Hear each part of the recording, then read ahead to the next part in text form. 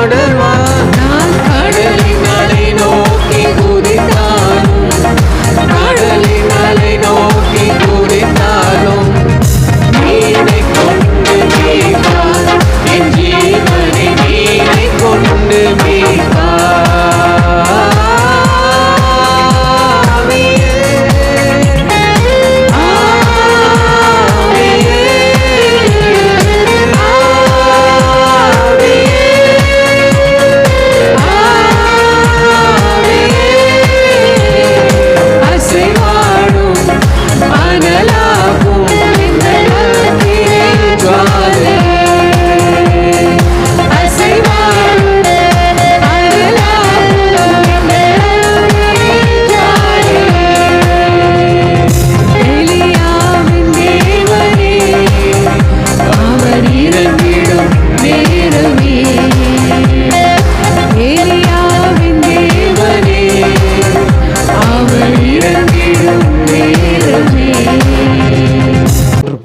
கலங்கி போயிருப்பா. நிறைய பெண்கள் அப்படிப்பட்ட சூழ்நிலைகளில் போகிறாங்க.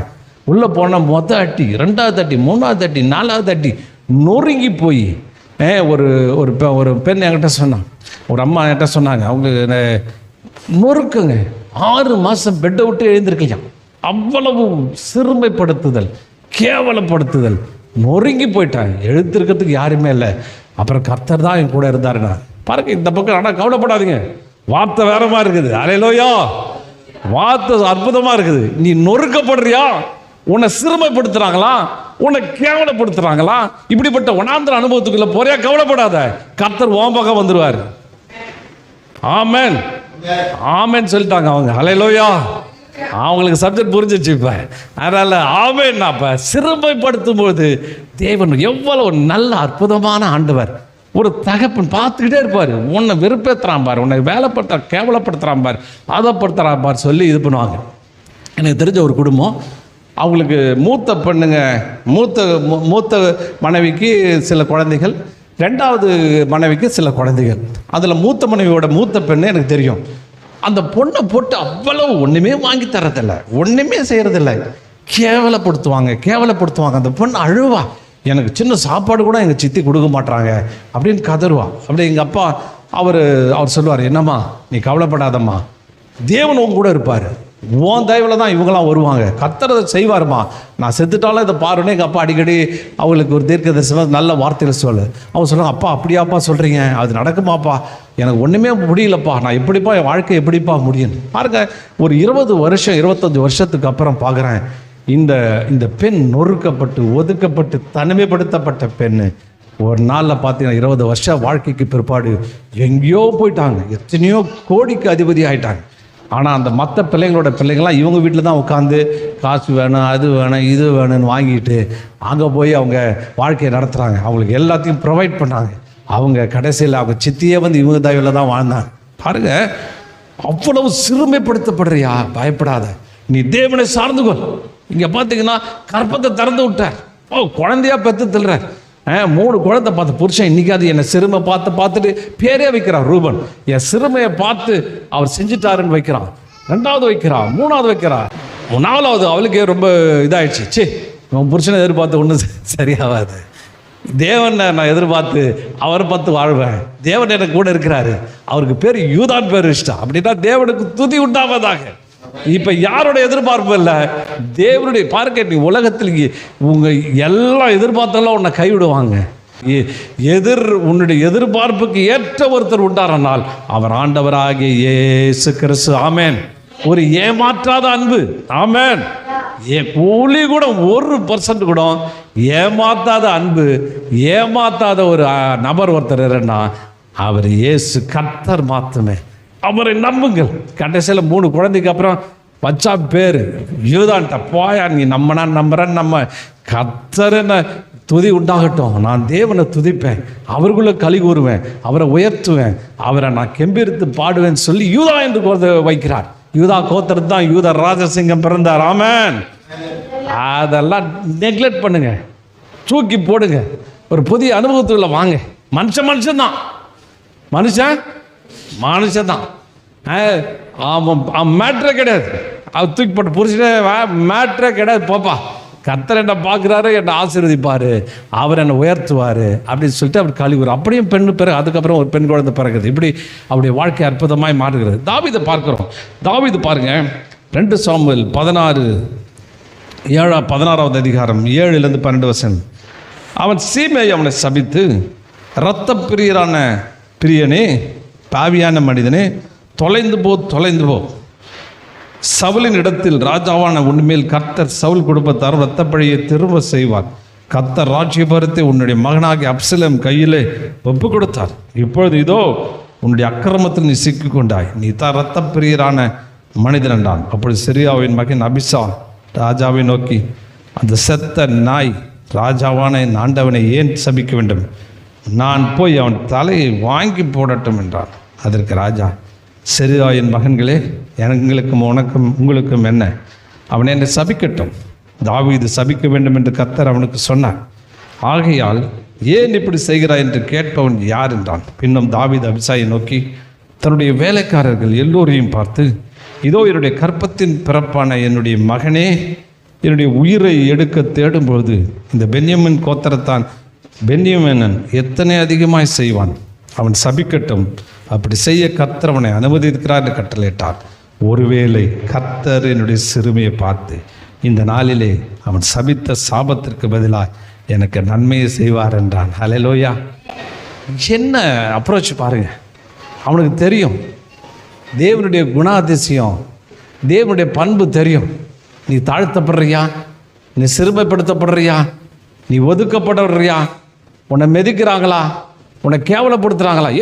எவ்வளோ பெரிய கிங்குங்க அவன், எவ்வளோ ராஜா, அவன் ராஜாவை கோலியாத்தை அடித்தவன், அவ்வளோ பெரிய கோத்திரம், 2 பக்கம் 2 குரூப் வருது, அப்படி நடந்து போயிட்டுருக்கிறான். கிதரோ நாட்டை அழுதுகிட்டே போகிறான். என்ன பிரச்சனை? சொந்த புள்ளையே அகேன்ஸ்டாக வந்துடுச்சு. அப்சலோம் அவனுக்கு விரோதமாக நின்று ராஜ்ய பாரத்தை காப்பாற்று தன் சொந்த தகப்பனை வெட்டி போடும்படி வரான். ஏற்கனவே வெறுங்காலால் அழுது போன, செருப்பு கூட போடல, அழுதுட்டு போகிறான். எவ்வளோ ஒரு சிறுமை. ஒரு ராஜா, ஒரு அறையினில் இருக்க ராஜா கீழே இறங்கி வீதியில் அழுதுகிட்டு கதறிக்கிட்டு போகிறான். எவ்வளவு அவமானம்! பிள்ளையினால் ஒன்று ஏற்பட்ட ஒரு அவமானம் கொஞ்ச நஞ்சம் இல்லை, அழுதுகிட்டு போகிறான். அப்போ அவன் சொல்கிறான், சீமை சொல்கிறான், டே ரத்த பிரியடா, சாவிடா, நீ செத்து தொலைடா, உன் அக்கிரமம் மேலே வந்துச்சுடான்னு கேவலப்படுத்துகிறான். கூட இருக்கவெல்லாம் சொல்கிறான், ஒரு விஷயம் சொல்லுங்க, கையை காமிங்க, அந்த செத்த நாயை கழுத்தோட வெட்டி போட்டுறான். என்ன பயங்கரமான வார்த்தைக்கு பாருங்க. போட்டு தலையை பிடின்னு வந்துடுறான்றான், பிடிச்சி தூக்கி போட்டுறான்றான். அவன் சொல்கிறான், வேணாம், இந்த சிறுமையை பார்த்து. ஹல்லேலூயா. என்ன ஒரு எதிர்ப்பு தேவனுடைய பாருங்க. அவனுக்கு தெரியும் யார் உன்னை கீழப்படுத்துகிறாங்களோ, யார் உன்னை கேவலப்படுத்துகிறாங்களோ, யார் உன்னை அசிங்கப்படுத்துகிறாங்களோ, யார் உன்னை அதிகப்படுத்துகிறாங்களோ, கேவலப்படுத்துகிறாங்களோ, அந்த டைமில் தான் ஆண்டவர் உங்கள்கிட்ட வந்துடுவார். உங்கள்கிட்ட சொன்னோம், ஹல்லேலூயா, ஆமென், ஸ்தோத்திரம் ஆண்டவரே. யார் உங்களை கெட்ட கெட்ட கேவலமாக திட்டுறாங்களோ, இவன் சொல்கிறான் பாருங்க, அவனுக்கு தெரிஞ்சிடுச்சு ஆண்டுகிட்ட பேர் எல்லாம் திட்டுறாங்க, டெஃபினட்டாக ஆண்டவர் என்கிட்ட வந்துடுவார், என்னை ஆசீர்வதிக்க விடமாட்டார். விட்டு திட்டு எவ்வளோ திட்டுறா, ஒவ்வொரு திட்டுக்கும் இவ்வளோ மார்க் போட்டு எனக்கு அதிகமாக கொடுப்பார். ஒவ்வொரு திட்டுக்கும் 1 லட்சம் போட்டால் இன்னும் ஒரு 1/2 மணி நேரம் திட்டான்னா 50 லட்சம் எனக்கு தருவார். ஆமென். என்ன எதிர்பார்ப்பு? திட்டட்டும், அவன் 10 மட்டும் அவன் அப்படி இதெல்லாம் வெட்டாது விட்டு திட்டு, இன்னும் அவனை போய் வெட்டலாம் வேணாம், திட்டட்டும். அவ்வளோத்துக்கு எனக்கு பிளெஸ்ஸிங்கு, அவ்வளோத்துக்கு எனக்கு காசு, அவ்வளோத்துக்கு எனக்கு உயர்வு, அவ்வளோத்துக்கு எனக்கு இது. ஆண்டவர் சிறுமையை பார்த்து என்னை மாற்றுவார் அப்படிலாம். இதுதாங்க சரியான ஜெபம். 3 மணி நேரம் ஜெபம் பண்ண சொல்கிறது. என்ன 3 மணி நேரம் ஜெபம்? நேர்முழங்கால் நின்னா, எப்பா விஷயத்துக்கு வாயா, நேர்முழங்கால் நல்லது தான், நான் தப்புன்னு சொல்லலை. 1 மணி நேரம் ஒப்பாரி ஓன்னு அழுகிறது. அவன் திட்டினா, இவன் திட்டினா, இவனுக்கு கேவலமாக நடத்தினா, அவனை இதை பண்ணா, இது ஒரு ஜெபமா? ஹலோ கிறிஸ்துவ ஜனமே, நேரம் கணக்கு காமிச்சிட்டு இருக்கிற சரியான மென்டாலிட்டியில் ஒரு வார்த்தை சொன்னால் போதும், ஒரே ஜபம் தான், ஒரு லைன் தான், முடிஞ்சு போச்சு. 1 மணி நேரம் ஒப்பாரி வைக்கிறது. எதுக்கு ஒப்பாரி வைக்கிற? எதுக்கு ஒப்பாரி? ஆண்டவரே, அவனை பார்க்குறான், ஆண்டவரை அவனை கேவலமாக நினச்சான், ஆண்டவரை என்னை ஒரு வார்த்தை இப்படி பேசிட்டான், ஆண்டவரை என்னால் தாங்க முடியல, ஆண்டவரை நீங்கள் பார்த்துக்கிட்டு இருக்கிறீங்களே, அவர் பார்த்துட்டு தாமா இருக்கிறாரு. ஹல்லேலூயா. அதனால் 1 மணி நேரம் ஒப்பாரி, இன்னும் 1 மணி நேரம் கம்ப்ளைண்ட். அவன் இது செஞ்சான் இன்னொரு கம்ப்ளைண்ட் 1 மணி நேரம், இன்னும் 1 மணி நேரம் அது நடக்கலை, இது நடக்கலைன்னா அது ஒரு பக்கம். இப்போ 3 மணி நேரம் ஜபம் என்ன? எல்லாம் தப்பானதை சொல்லி தப்பான 1.5 லைன் கரெக்டாக ஜபத்தை முடிச்சிட்டான். ஆமென். கர்த்தர் செஞ்சது என்ன? சொந்த பிள்ளைங்க. இவனே சொல்கிறான், டே அப்சலம் எப்பா வெட்டுறாதரா.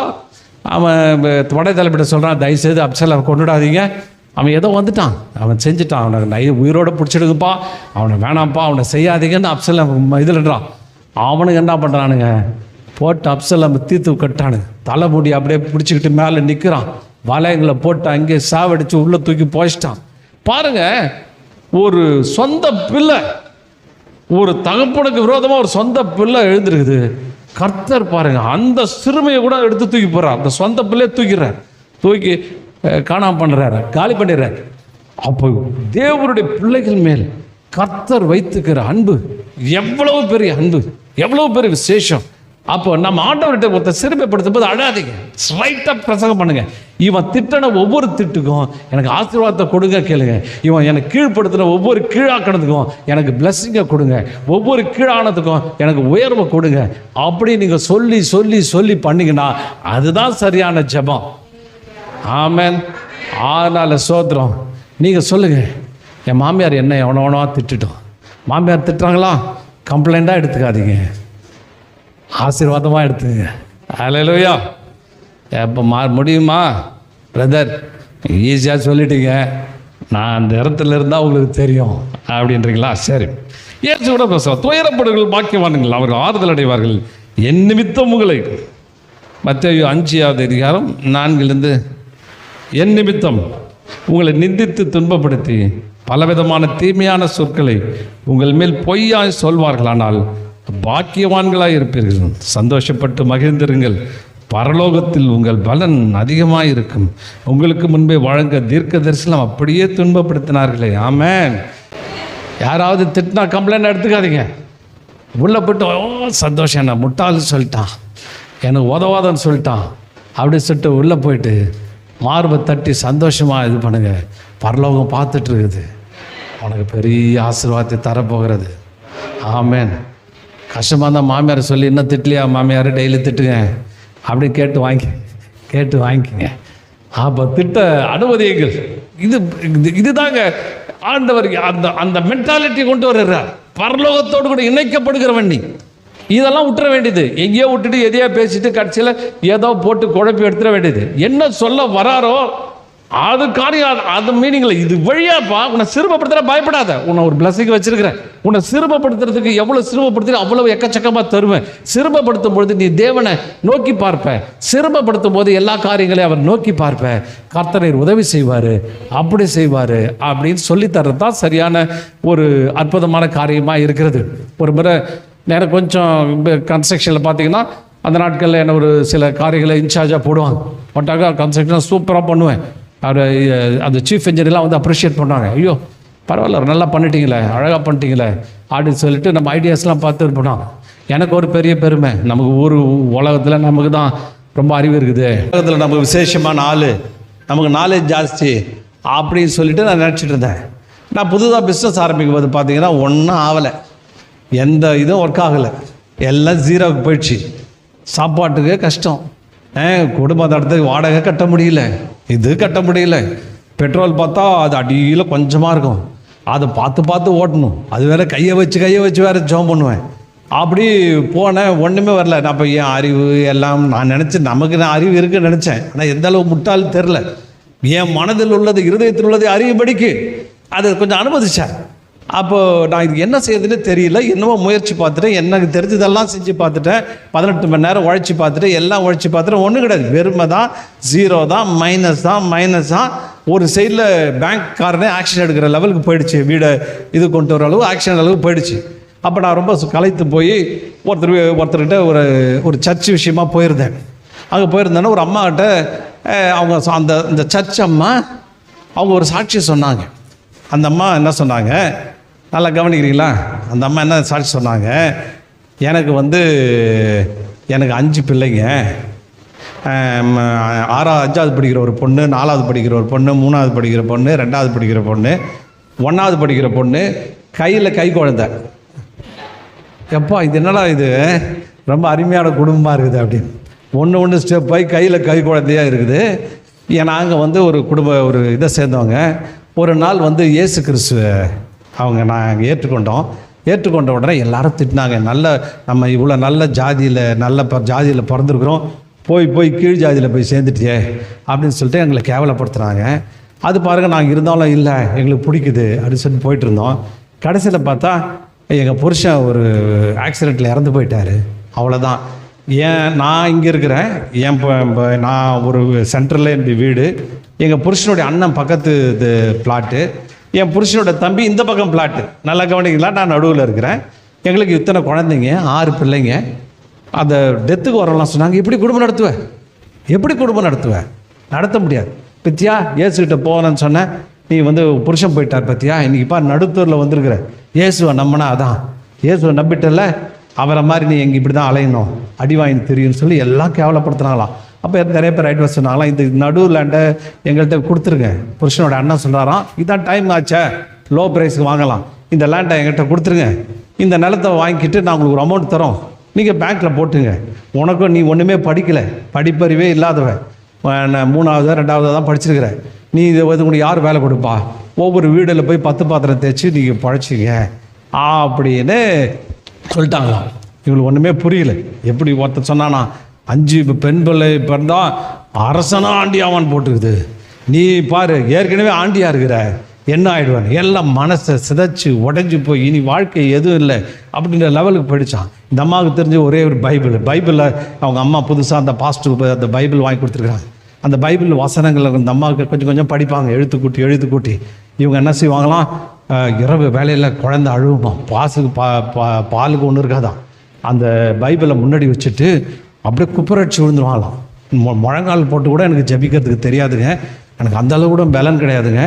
அதை குப்புற அடித்து விழுந்து, ஆண்டவரே நான் சரணாகதி ஆயிட்டேன், நான் உண்மைகிட்ட நம்பிட்டேன், என்னை நடத்துங்கப்பா, என்னை செய்யுங்கப்பான் அப்படின்னு உடனே ஆண்டவர் சொன்னார், நீ ஊழியத்தை செய்யுன்னு.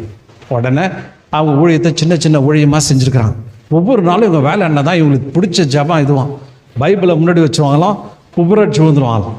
விழுந்துட்டு எனக்கு ஒன்றுமே தெரியாது, எனக்கு சொல்லிக் கொடுங்க அப்படின்னு அவங்க சொன்னாங்களாம். ஆண்டவர் தரிசனம் கொடுப்பாரா, நீ இங்கே போ அங்கே போன்னு. இவங்க போகிற இடம்லாம் பெரிய ஹீலிங் ஆரம்பிச்சுதான், நடக்க ஆரம்பிச்சுதான். இவங்க இடத்துல ஒரு சர்ச்சை வச்சாங்க. சர்ச்சை வச்ச உடனே கடகடன்னு இப்போ அவங்க சொன்னாங்க, 5 பெண் குழந்தைகளை கல்யாணம் பண்ணி கொடுத்துட்டேன் பிரதர். அல்லேலூயா. நல்ல இன்ஜினியர்ஸ் எல்லாரும் கல்யாணம் கொடுத்துட்டேன். இந்த வராம பாருங்க, கை குழந்தையாரம் வராம பாருங்க, இவன் தான் சர்ச்சு பாஸ்ட் ஆகிட்டான். அவர் வெள்ளை துணியை போட்டு அவர் வரார், பாஸ்ட் ஆகிட்டேன். என் புருஷன் சொன்னான் பாருங்க, நீ விற்றுட்டு போ. என் புருஷனுடைய அண்ணன் சொன்னான் பாருங்க, அவன் லேண்டே நான் தான் வாங்கினேன். இந்த பக்கம் என் புருஷனோட தம்பி பார்த்தீங்கன்னா அவன் பெரிய கம்பெனியில் வேலை செய்கிறான், கஷ்டத்தில் எனக்கு விற்றுட்டு போயிட்டாங்க, 3 கிரவுண்டையும் நான் தான் வாங்கினேன், இப்போ இதாக இருக்கிறேன் அப்படின்னாங்க. அல்லேலூயா. சிறுமப்படுத்துறதை கவலைப்படாதீங்க. சிறுமப்படுத்துறான்னா அவர் உன்னை உயர்த்த போகிறான். ஒரு சிறுமியான வாழ்க்கைக்குள்ள நடத்துறான்னா உயர்த்தபடி நடத்துகிறார். பாலும் தேனும் ஓடுகிற கானான் தேசத்துக்கு நடத்தபடி நடத்துகிறார். அதுதான் தேவனுடைய திட்டத்தை புரிஞ்சுக்காம மொத்தத்தையும் போட்டு அவர் இப்படி கஷ்டப்படத்தான் வைக்கிறாரு, கண்ணீர் விடுறதான் வைக்கிறாரு, வேதனை விடுற வைக்கிறாரு. எந்த தகப்பனும் பிள்ளைகளை அப்படி படுத்த பர வேண்டிய அவசியமே இல்லை. இதை கேட்டோன்னே புது உபதேசத்தை நான் கேட்டேன், எனக்கு உயிர் மீழ்ச்சி வந்துச்சு. நான் வருவேன்னா வந்தோடனே நைட்டு பைபிளை முன்னாடி வச்சு குப்புற விழுது, ஆண்டவரே என் அறிவும் கிடையாது, ஒன்றும் கிடையாது, எல்லாம் கால் தூசிக்கு பெறாது, எல்லா படிப்பு கிடிப்பெல்லாம் ஒன்றுமே கிடையாது, ஒன்றுத்துக்கும் உதவாது, தயவுசெய்து என்ன நடத்துங்க ஆண்டவரே. என்ன பாருங்க, எப்போ பார்த்தாலும் ரொம்ப பிரச்சனை குப்புறப்படுத்துறது. ஆமென். இயேசு பார்த்தீங்கன்னா கெத்செமனே தோட்டத்தில் முழங்கால் பட்டு குப்புற விழுந்து அப்படின்றார். கடைசியில் ஒரு பாயிண்ட், அந்த பாயிண்ட்ல எதுவுமே வேலை செய்யாது, பரலோக வேலை செஞ்சாதான் எழுந்திருக்க முடியும். அந்த பரலோகத்தை செயல்பட வைக்கிறேன்னா குப்புற அடிச்சு ஜபிக்கிறத விட பெரிய ஜபம் ஒன்றும் இல்லை. அப்புறம் பார்த்துங்க, குப்புற உழுத்த அந்த அம்மா கற்றுக் கொடுத்தாங்க. அதுக்கப்புறம் உழுந்து இவ்வளோ ஆசீர்வாதத்தை நான் பெற்றுக்கணும். ஆமென். அல்லேலூயா. சோத்திரம். ஒரே மாசத்துல ஆண்டவர் நிலைமையை மாற்றி போட்டார். என்ன கேட்டால் ஒரே நாளில் பணக்காரன் ஆயிட்டேன். ஆமென். அல்லேலூயா. ஒரே நாளில் உயர்த்த முடியும் இந்த தேவனால. அப்பேற்பட்ட தேவன். அப்போ சரணடைதல். அந்த குப்புற ஓடுறதுனால குப்புற விழுந்துட்டு உங்கள் செல்ஃபை வச்சுக்காதீங்க, அது மேட்டர் கிடையாது. உங்களை தாழ்த்துவது நீங்கள் தாழ்த்தணும். ஏன் தாழ்மைக்குள்ள நடத்துறான்னா, நீங்கள் இதை தாழ்த்தி நான் வெறுமை, பரலோகம் எனக்கு கிரியை செய்யட்டும், தேவனுடைய வார்த்தை எனக்கு உதவி செய்யட்டும். தேவனுடைய வார்த்தை சொல்லுகிறது, நான் உன்னை உயர்த்துவேன்னு சொல்லுகிறது. நான் உன்னை ப்ராமிஸ், நான் இஸ்மவேல் ப்ராமிஸஸ் பற்றி சொன்னேன். அந்த எப்பங்க ஆபிரகாம் கிமு 1500 வாழ்ந்த மனுஷன் இப்போ எப்படின்னாங்க அவன் இயர் ஆகுது 3500 வருஷமா அந்த வாக்கு தத்துவத்தை தேவன் நிறைவேற்றி கொண்டே இருக்கிறார், பிழைக்க விட்டுக்கிட்டு இருக்கிறார். 7 லட்சம் பேரல் சாதாரண டீசலா ஒரு எண்ணெய் கணத்துல 1000 கோடி ஒரு எண்ணெய் கண்ணர் சம்பாதிக்குது. ஏன்னா இயேசு ஆபிரகாம் கேட்ட விண்ணப்பத்தை நான் கேட்டேன், அவன் இப்படிதான் கேட்டிருப்பான், அவனை பெரிய அளவில் ஆக்குங்க. அப்ப பாருங்க பிழைப்பூட்டுகிறார். உன்னை பிழைக்கும்படி அப்படின்னா ஏதோ சோத்துக்கு லாட்டரி அடிக்கிட்டு போறீங்களே, அது உங்க விசுவாசத்தைப்படி. ஆனா ஆண்டவனை உயர்த்தும்படி விரும்புகிறார், உன்னை மேலோக்கும்படி விரும்புகிறார், நீ ஆளாகாம உன்னை தலையாக்கும்படி விரும்புகிறார். அதுதான் அவருடைய உயர்ந்த திட்டம். ஆமென். அதுதான் அவருடைய சிறப்பான திட்டம். ஆமென். உயர்வான திட்டம் அதுதான். அதனால தாழ்மைப்பட்டுட்டா தாழ்மைப்படாதீங்க. ஒவ்வொன்றுத்துக்கும் ஆண்டவர்கிட்ட கேளுங்க. நீங்கள் சிறுமப்படுத்துறதுக்கு உதவி செய்கிறேன்னு போட்டிருக்கீங்களே, என் நிமித்தம் நீங்கள் பரலோகத்தில் உங்களுடைய பலன் அதிகமாக இருக்குன்னு சொன்னீங்களே, அதை இங்கேயும் அதிகம் உண்டு, அங்கேயும் உண்டு. ஆமென். பரலோகத்தில் உங்களுக்கு பிளெஸ்ஸிங் உண்டு, இங்கேயும் பிளெஸ்ஸிங் உண்டு என்று ஆண்டவர் நமக்கு சொல்லித் தருகிறார். அப்போ தேவனுடைய வார்த்தை விசேஷமான இது குறித்தான் நம்ம தொடர்ந்து பார்த்துட்டு வருவோம். நம்ம எப்படிப்பட்ட ஆள், நம்முடைய வார்த்தையினாலும் பிழைக்கிறவங்கள. ஒரு டாக்டர் பார்த்தீங்கன்னா அவன் வார்த்தையினால் தான் பிழைக்கிறான். இதை எழுதுறான், பேராசை என்னென்னமோ எழுதுறான், அவன் வார்த்தையினால் தான் பிழைச்சிட்டு இருக்கிறான். ஆனால் நமக்கு ஆண்டவர் தேவனுடைய வார்த்தையை கொடுத்திருக்கிறார். அது வெளியேறப்பட்ட வார்த்தை. அந்த வார்த்தைகளை சொல்லி சொல்லி அந்த வார்த்தையினுடைய அர்த்தத்தை புரிஞ்சுக்கிட்டு அந்த வார்த்தையை உணர்ந்து கொண்டு நீங்கள் செய்வீர்களானால் ஆண்டவர் உங்களை உயர உயர கொண்டு போவார். ஆமென். உங்களை வெற்றி சிறக்க பண்ணுவார். கொஞ்ச நாள் தான் ஒரு தாழ்மைப்படுதல், ஒரு பீரியட் வச்சிருக்கிறார். ஏன்னா அந்த பீரியடில் அவர் பல காரியங்களை சொல்லித்தரும்படி விரும்புகிறார்.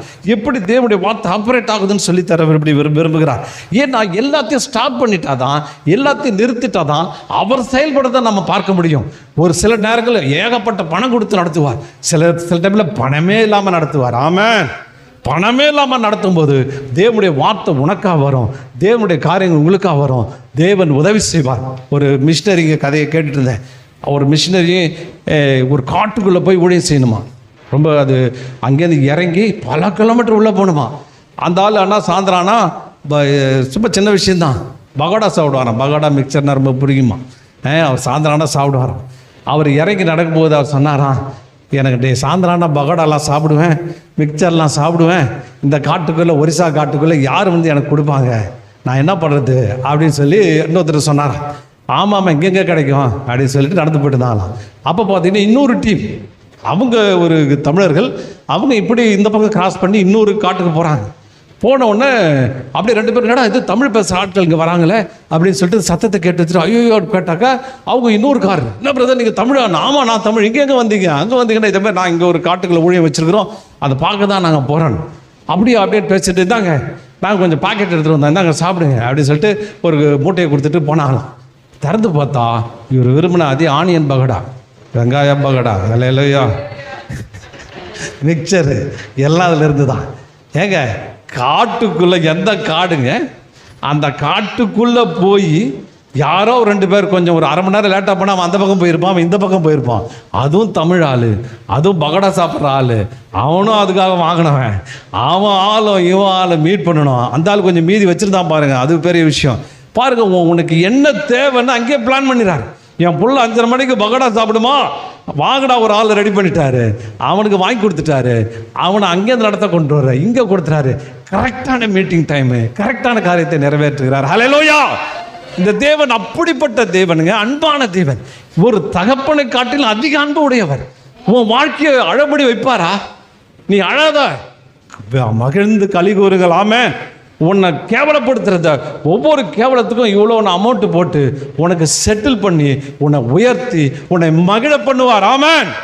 அப்பேற்பட்ட தேவன் அவர். அதுக்கு தான் அந்த வனாந்தரத்தில் சிறுமைப்படுத்தி, ஏன்னா நான் ஒரு புது வாழ்க்கை முறையை கற்றுத்தர போகிறேன், புது லைஃப் ஸ்டைலை கற்றுத்தர போகிறேன். மற்றவன் வாழற மாதிரில, உங்கள் அப்பா வாழ்ந்த மாதிரில, உங்கள் தாத்தா வாழ்ந்த மாதிரில, எவன் வாழ்ந்த மாதிரி இல்லை. இது புதிய வாழ்க்கை முறை, ஒரு புதிய தத்துவம், புதிய பரலோகத்தினுடைய பாதை. அதை உனக்கு சொல்லி கொடுத்து தருவேன். நீ பிழைப்பாய். ஹல்லேலூயா. உன் பிழைப்புக்கு எதுவும் தடை செய்ய முடியாது. உன்னை நானே பிழைக்க பண்ணுவேன். நான் உனக்கு ஒரு ரூட்டை வச்சிருக்கிறேன், அந்த ரூட்டில் உனக்கு பிளஸ் பண்ணுவேன். அதை உணர்த்தும்படிக்கு. ஆமென். ஒரு புதிய வாழ்க்கை முறை இருக்குதுடா, அந்த வாழ்க்கை முறையை நான் கற்றுக்கணும், அதை உணரணும். அதை புரிஞ்சுக்கணும். நான் சேஃபாக ஃபீல் பண்ணணும். இவன் கொடுக்காம அவன் கொடுக்காம எவன் கொடுக்காம யார் கொடுக்காமங்களையும் என்னால் வாழ முடியும், என்னால் மேலே வர முடியும், எனக்கு உதவி செய்ய முடியும்னு உனக்கு உணர்த்தும்படி தேவன் வனாந்தரத்தில் கொண்டு வந்து வைத்திருக்கிறார். ஆமென். கவலைப்படாத. இந்த வனாந்தரத்தை விளைநிலமாய் தேவன் மாற்ற முடியும். ஆமென். வனாந்தரத்தில் தண்ணீர் தடாகத்தை கொண்டு வர முடியும், கிருபையை கொண்டு வர முடியும், அற்புதத்தை கொண்டு வர முடியும். அதிசயம் செய்கிற தேவன் உன்னோடு கூட இருக்கிறார். ஆமென். அதனால பாடு பிரச்சனை இதெல்லாம் தினதினம் கிடையாது. அந்த பாடை ஜெயிக்கிறதுக்கான வழியும் தேவன் வைத்திருக்கிறார், கிருபையும் தேவன் வைத்திருக்கிறார், ஆச்சரியமான காரியங்களை தேவன் வைத்திருக்கிறார். பயப்படாதீங்கள், சிறுமைப்படுத்திருக்கிறது கலங்காதீங்க. இந்த சிறுமைப்படுத்துதல உள்ள மகிழட்டும். என்னுடைய பலன் பரலோகத்தில் மிகுதியாக இருக்கிறது, என்னை மேலே உயர்த்துவாராம அப்படின்ற கிருபைக்குள்ளே நீங்கள் போவீர்களானால் கர்த்தர் உங்களை வாழ்க்கையை வளமாக்கி உங்களை பிழைப்பூட்டி உங்களை சிறப்பாய் நடத்துவார்.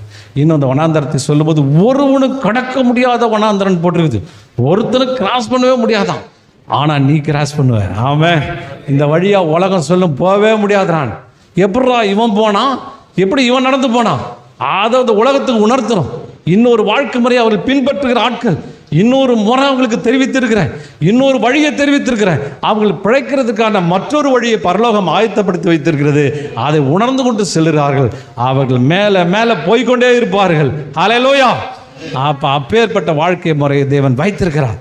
நாம் புரிந்து கொள்வோம், பிதாவுடைய சித்தத்தை அறிந்து கொள்வோம், அதன்படி செயல்படுமால் எவனோ எதுவும் உங்களை ஒன்றும் செய்ய முடியாது, தலைமுடி கூட அசைக்க முடியாது. ஆமென். ஆண்டவர் உயர்த்துகிற தேவன். அவருடைய பலத்த கரத்துக்குள்ளே நீங்கள் அடையறீங்கள். தேவன் உங்களை கொண்டு வெற்றி சிறக்க பண்ணுவார். இது சக்சஸ் மேனுவல்னு வாங்க, இது வெற்றியின் புத்தகம். வெற்றியின் புத்தகத்தை புரிந்து கொள்வர்களுக்கு வாழ்க்கை முழுச வெற்றி தான். ஆமென். ஜெயந்தான். ஆமென். ஜெயந்தான். எப்பொழுதும் ஆண்டவர் உங்களை நடத்துவாராக, ஆசீர்வதிப்பாராக. ஆமென்.